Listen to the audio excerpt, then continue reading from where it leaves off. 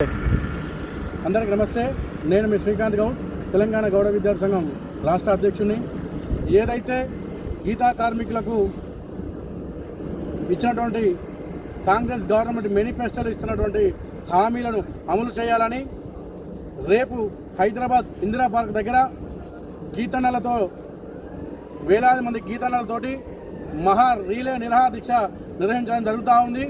రాష్ట్ర వ్యాప్తంగా ఉన్నటువంటి నా గీతన్నలు పెద్ద ఎత్తున వచ్చి ఆ రీలే నిరాహార దీక్షను విజయవంతం చేయాల్సిందిగా తెలంగాణ గౌడ విద్యార్థి సంఘం, తెలంగాణ గౌడ సంక్షేమ సంఘంగా తెలియజేస్తూ ఉన్నాం.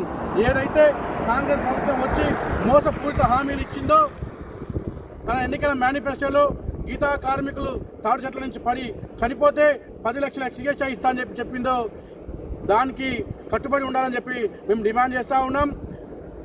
గీతా కార్మిక సంక్షోభానికి 5,000 కోట్లు బడ్జెట్ కేటాయించి గీతా కార్పొరేషన్ చైర్మన్ని నియమించాలిగా అని కోరుతా ఉన్నాం.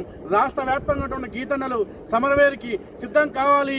ఈ కాంగ్రెస్ ప్రభుత్వంపై కన్నెర్ర చేస్తే ఎలా ఉంటుందో ఈ రాష్ట్ర ముఖ్యమంత్రి యనమల రేవంత్ రెడ్డి గారికి గీతన్నలతో చూపిస్తామని చెప్పి తెలియజేస్తూ ఉన్నాం.